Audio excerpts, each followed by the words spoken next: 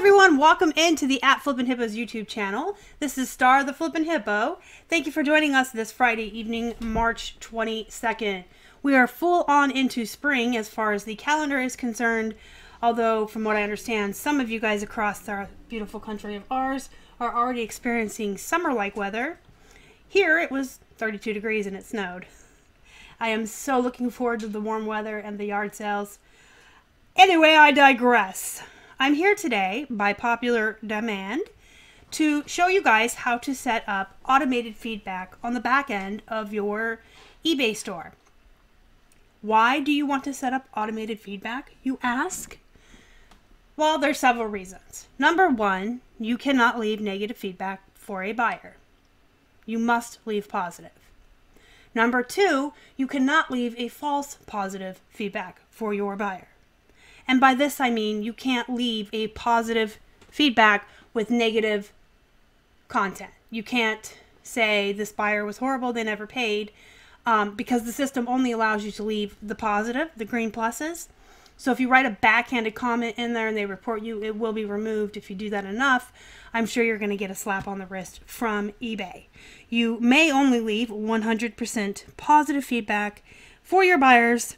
In fact, we must all blow unicorn glitter rainbow farts up our buyers' butts. I mean, you just can't even be honest if you have a bad experience.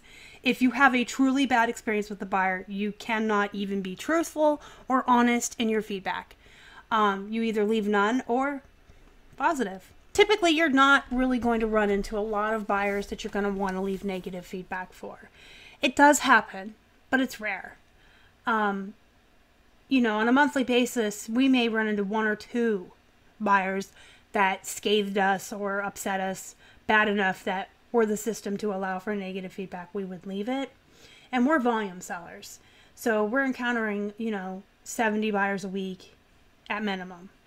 And maybe one a month would get a negative from us if we could leave it. So it's very, very, very rare that you're going to run into the buyers you don't want to leave the feedback for. And it's, even rarer yet that you would leave the feedback, the positive feedback, and regret it. And by that I mean if you turn on this automated feedback, you leave them a, hey, thanks for your business, and then, 2 weeks later they're opening an item not as described and scamming you, and you're like, oh, I shouldn't have left that positive for them. I wish I could take it back. That's even more rare. So the amount of times that you're actually going to run into a buyer that you are either A, going to wish you could leave negative for, or B, set this automated feedback up for and regret leaving it, those are so, so rare that the time you can save yourself turning on this automated feedback is offset. Your time is valuable, and nobody really has the time to sit every day, once a week, once every 2 weeks, once every 3 weeks, once a month, and do all of their feedback for all of the purchases that happened in their store in that time period. If you're someone that does this now, you've obviously found a way to carve out that time into your schedule. But just think, if you weren't doing that, what would you be doing with that time? Would you be outsourcing more and better items? Would you be listing more items for sale? Would you be getting through your death piles?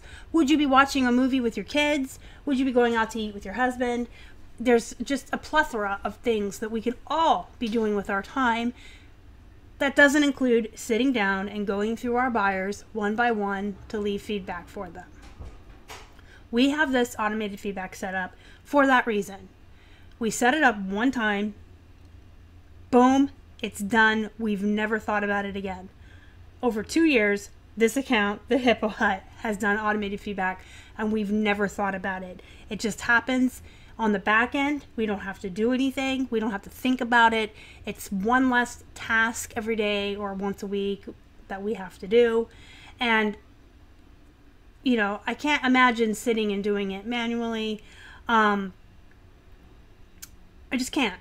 To me, I don't know. You guys know that I really, really love time management and making the most of our time, whether it's with our business, our families, our friends. So whenever there's a tool or a system or an app or anything I can use to free up time to better manage my time, I'm going to use it. The only downside is once in a while, you're going to get a buyer who is a turd and you are going to absolutely regret that you left them positive. But in the long run, in the scheme of things, the grand scheme of life, it doesn't even matter. It really doesn't. So what? You left one feedback for a turd, but how much time did you save on the other 100, 500, 1,000 people that you had the automated set up for? So I just super recommend this just because I think it is an amazing system that is there for us to use as sellers to set it and forget it. Never worry about it again. So I did go into this kind of depth talking about this a little bit in my Back to Basics videos last week when I talked about inventory and shipping. And I got a lot of requests to show you guys how to set this up. So here we are. Let's get into it. You can see here that I'm on the Seller Hub, and you can see that this is our Seller Hub. It says, see my store, the Hippo Hut. So you're going to want to scroll down to where you see feedback on your Seller Hub. And in that little box, you're going to see two blue links down here. The one that says manage automated feedback, you're going to click on that, and it takes you to a page that will say manage automation preferences at the top. It says, select the options and click the apply button. Automated positive feedback for buyers.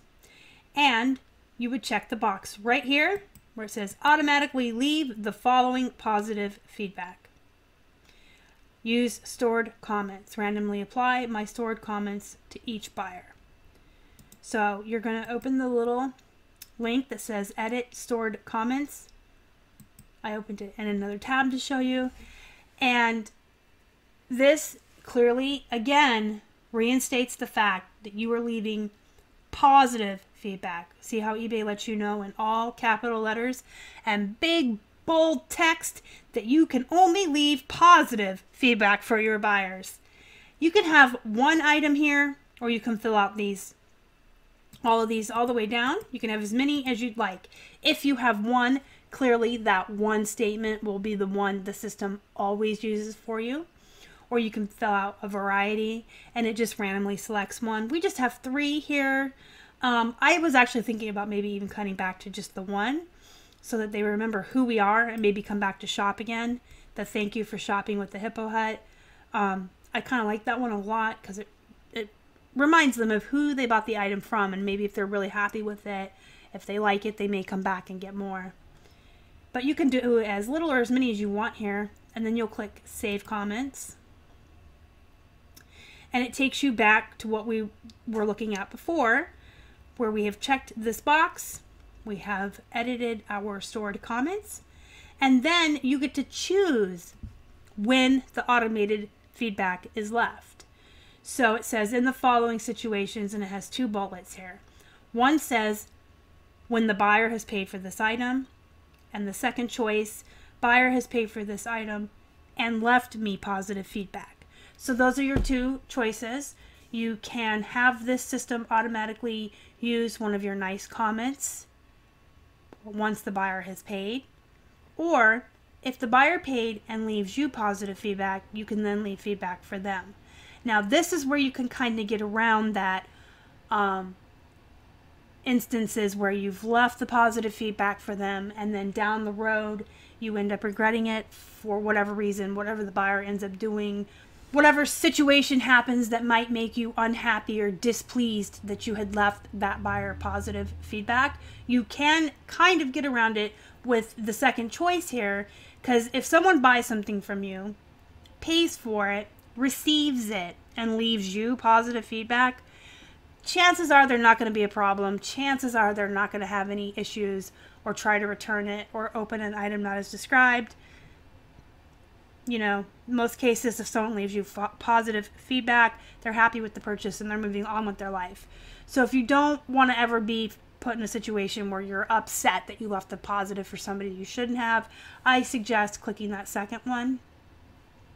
We chose the first one because I feel like if you're waiting for them to leave you feedback before you leave them feedback, you're losing out on a key opportunity to remind them to leave you feedback.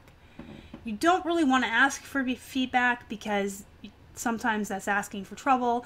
There's a lot of resellers that will tell you don't poke the bear, don't ask for trouble.